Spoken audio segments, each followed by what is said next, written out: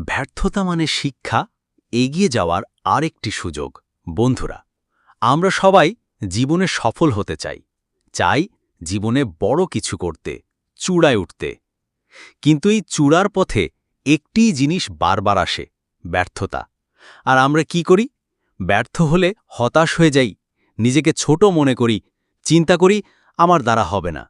কিন্তু বন্ধুরা, বাস্তবতা হচ্ছে ব্যর্থতা মানেই শেষ নয়, বরং এটি এগিয়ে যাবার আরেকটি সুযোগ। চলুন একটা প্রশ্ন করি তো, পৃথিবীর কোনো একজন সফল মানুষকে দেখাতে পারবেন যিনি জীবনে কখনো ব্যর্থ হননি? পারবেন না, কারণ ব্যর্থতা ছাড়া সাফল্যের গল্প লেখা সম্ভব নয়। সফল মানুষরা ব্যর্থ হয়েছেন, কিন্তু তারা হাল ছেড়ে দেননি, কারণ তারা জানতেন ব্যর্থতা মানে আমি শেষ না, বরং ব্যর্থতা মানে আমি শিখছি। এটাই একজন সত্যিকারের সফল মানুষের মানসিকতা। ব্যর্থতা কি? ব্যর্থতা হচ্ছে আমাদের ভুল থেকে শেখার প্ল্যাটফর্ম।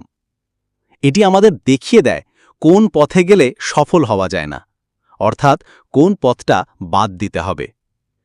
উদাহরণ দিয়ে বলি তো, টমাস এডিসনের কথা মনে আছে?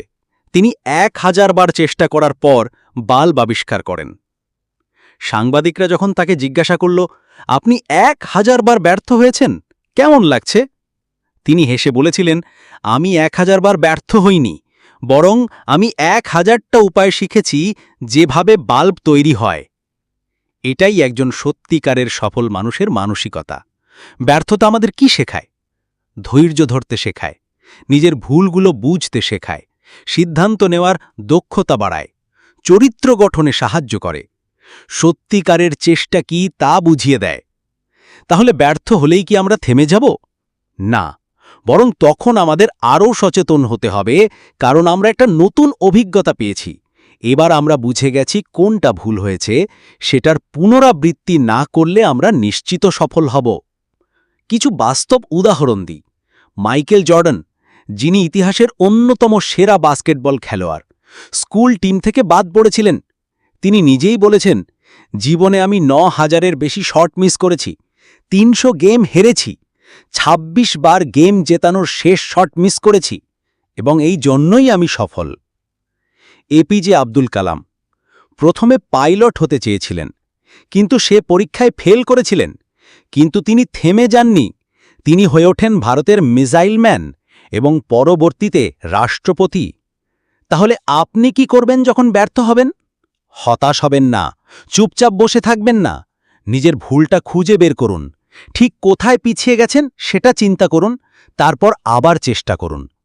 হয়তো এবারও সফল হবেন না, কিন্তু আপনি আর এক ধাপ এগিয়ে যাবেন। ব্যর্থতা মানে কি নয়? ব্যর্থতা মানে আপনি অযোগ্য, এটা নয়। ব্যর্থতা মানে আপনি দুর্ভাগ্য, এটা নয়। ব্যর্থতা মানে আপনি শেষ, এটা তো মোটেই নয়। বরং ব্যর্থতা মানে আপনি প্রস্তুত হচ্ছেন সাফল্যের জন্য। একটা ছোট্ট গল্প দিত। একজন কৃষক তার গাধাটিকে কুয়োতে পড়ে যেতে দেখে গাধাটিকে তুলতে না পেরে সে সিদ্ধান্ত নেয় কুয়োটা মাটি দিয়ে ভরাট করবে। সে মাটি ফেলতে থাকে, কিন্তু আশ্চর্যের বিষয় হল সে গাধাটি প্রতিবার তার ওপর পড়া মাটি ঝেড়ে ফেলে পায়ের নিচে জমাতে থাকে। একসময় দেখা গেল সে গাধাটি মাটি জমিয়ে কুয়োর ওপর উঠে এলো। তেমনি আমাদের জীবনেও যখন ব্যর্থতার মাটি এসে পড়ে, তখন সেটা ঝেড়ে ফেলে সেই অভিজ্ঞতাকে পায়ের নিচে রাখতে হবে, যাতে আমরা ওপরে উঠতে পারি। শেষ কথা, জীবনে ব্যর্থ হওয়া লজ্জার নয়, থেমে যাওয়াই লজ্জার।